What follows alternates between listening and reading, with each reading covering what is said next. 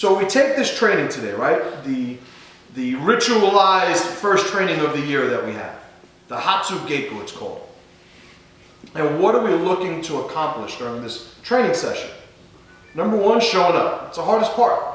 You know, you might not feel that way in a little bit, but I guarantee you it's the hardest part of the day, is showing up. Everything that we do is going to represent the strength that we want to begin this year with. Now, don't confuse being strong-minded and master-minded with being serious all the time. Like, I guarantee you I joke around more than all of you.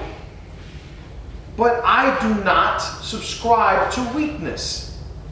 I don't want weak people around me.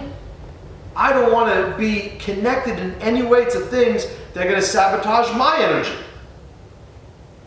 So the way things work out, sometimes they tend to make sense, because all the people that aren't here, those are the types of people we don't want here. Right? We don't force anybody to come here. Everything should be voluntary. Never force somebody to be strong.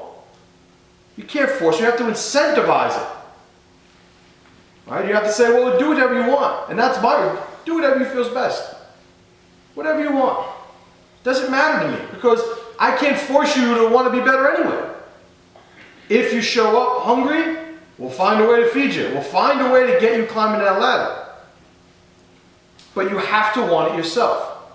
Somebody who has this type of mindset, it doesn't matter what circumstance or environment you're in.